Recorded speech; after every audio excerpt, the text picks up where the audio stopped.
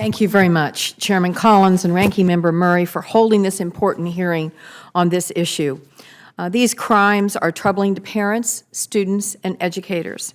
As a mother and a grandmother, but maybe most importantly, informed by my former work of many years in the courtroom prosecuting sex crimes, I'm working extensively with my Senate colleagues to ensure students are protected from incidents of sexual violence and perpetrators are held accountable.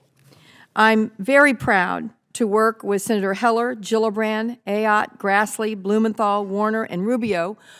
We introduced last year a version of the Campus Accountability or Safety Act, or CASA.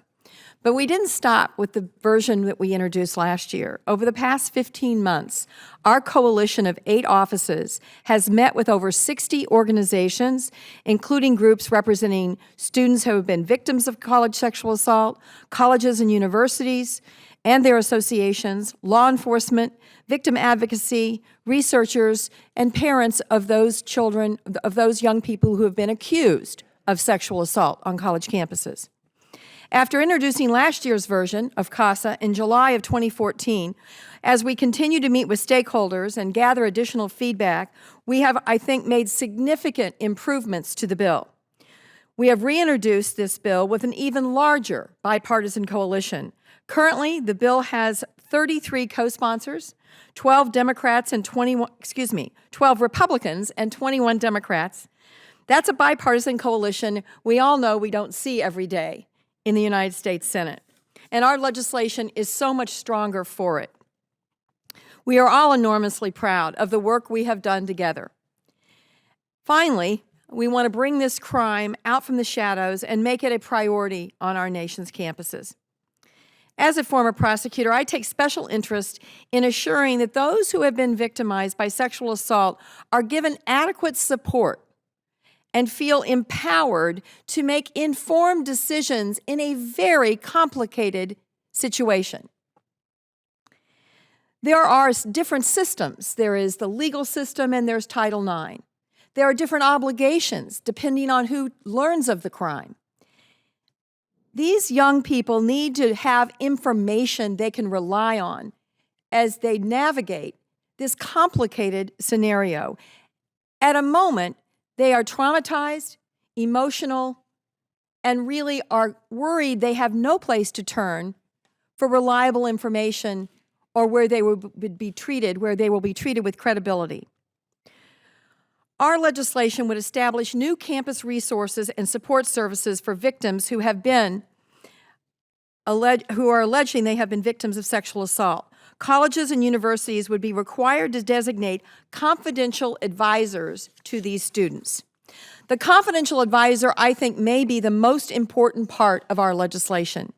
This is a person that guides the student through the process of understanding the potential legal and campus reporting processes following a sexual assault and can provide confidentiality through that process.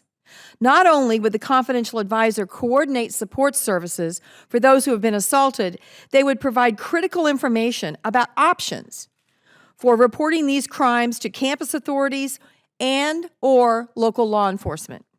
Confidential advisors will support the students every step of the way and will put them back in charge of what happens to them moving forward.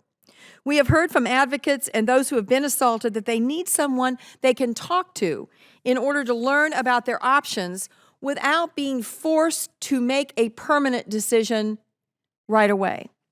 Because the confidential advisor works solely at the discretion of those who have been assaulted and provides important information on reporting sexual assault, I believe their creation is critical to tackling the underreporting that pervades this issue and leaves perpetrators unaccountable.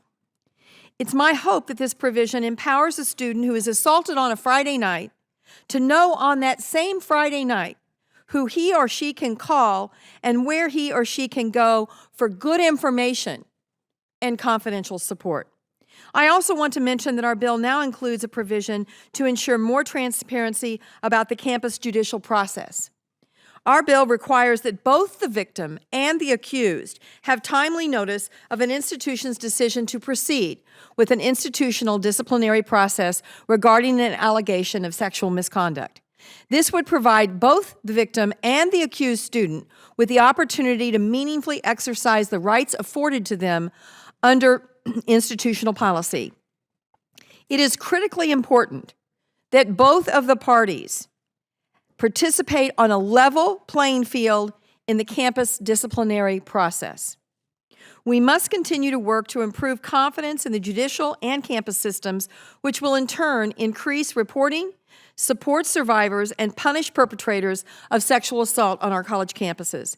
In addition, we must make sure that these provisions provide transparency for those who are accused.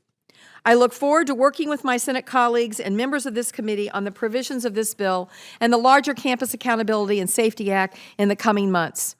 We think that there is, between all of us that have worked on this and all of the input that we have taken, we believe there are several key provisions that could be included in the reauthorization of higher education that could make a real difference going forward. And we really appreciate this committee taking the time to deal with it today.